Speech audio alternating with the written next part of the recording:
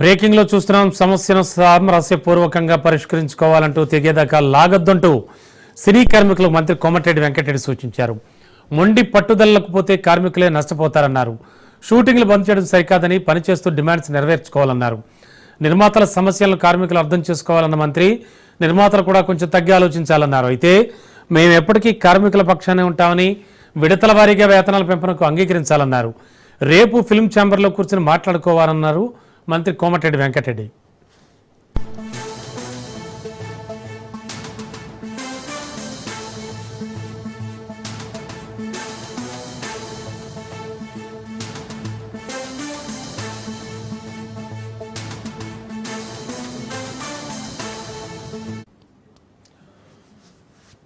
సమస్యను సామరస్యపూర్వకంగా పరిష్కరించుకోవాలంటూ తెగేదాకా లాగొద్దంటూ సినీ కార్మికులకు మంత్రి కోమటిరెడ్డి వెంకటరెడ్డి సూచించారు. మొండి పట్టుదలకు పోతే కార్మికులే నష్టపోతారన్నారు. షూటింగ్లు బంద్ చేయడం సరికాదని పనిచేస్తూ డిమాండ్స్ నెరవేర్చుకోవాలన్నారు. నిర్మాతల సమస్యలను కార్మికులు అర్థం చేసుకోవాలన్న మంత్రి, నిర్మాతలు కూడా కొంచెం తగ్గి ఆలోచించాలన్నారు. అయితే మేము ఎప్పటికీ కార్మికుల పక్షానే ఉంటామని, విడతల వారీగా వేతనాల పెంపునకు అంగీకరించాలన్నారు. రేపు ఫిల్మ్ ఛాంబర్లో కూర్చుని మాట్లాడుకోవాలన్నారు మంత్రి కోమటిరెడ్డి వెంకటరెడ్డి.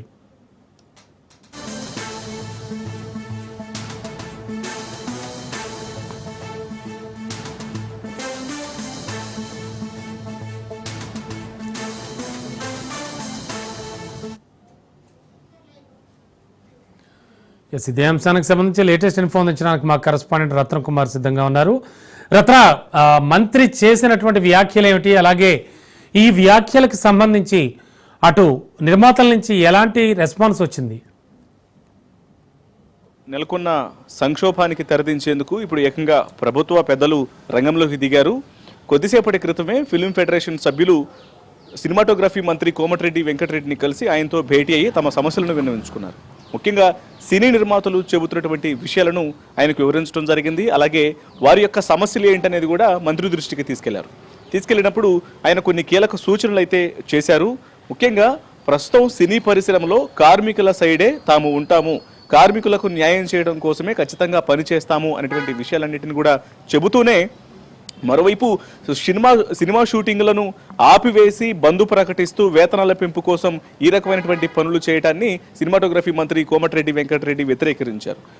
ఎట్టి పరిస్థితుల్లోనూ సినిమాల షూటింగ్లు అనేవి ఆపొద్దు, సమస్యలు ఉంటే షూటింగులు చేస్తూనే ఒకవైపున చర్చించుకోవాలి, కానీ సినిమా షూటింగ్లను ఆపివేయడం ద్వారా అనేక రకాలుగా ఇబ్బందులు ఎదురవుతాయి, నిర్మాతలకు నష్టం వస్తుంది, నిర్మాతలు చెప్పినటువంటి మాటలను అర్థం చేసుకోవాల్సిన అవసరం సినీ కార్మికులకు ఉంది అనేటువంటి విషయాన్ని కూడా ఆయన చాలా స్పష్టంగా తెలియజేసినట్లు ఈ యొక్క సమావేశం ద్వారా తెలుస్తోంది. ఇక మరోవైపు కుండబద్దలు కొట్టినట్లు కొన్ని కీలక వ్యాఖ్యలు చేశారు.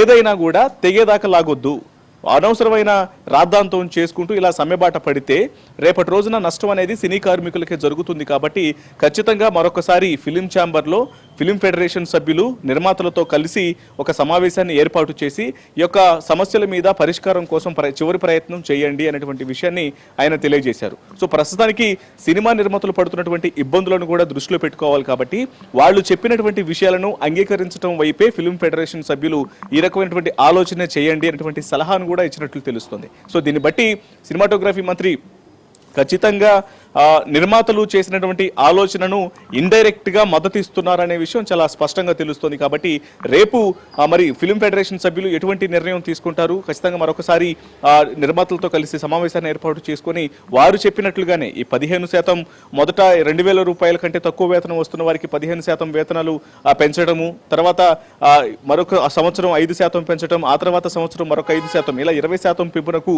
ఫిల్మ్ ఫెడరేషన్ సభ్యులు అంగీకరిస్తారా లేదా అనేది రేపు ఈ సమావేశం మంత్రి ఇచ్చినటువంటి సలహా ప్రకారం వాళ్ళు సమావేశమై ఈ సమావేశంలో ఒక స్పష్టత అనేది వస్తుందా లేదనేది కూడా వేచి చూడాల్సినటువంటి అవసరం అయితే ఉంటుంది. Okay, thank you Ratna.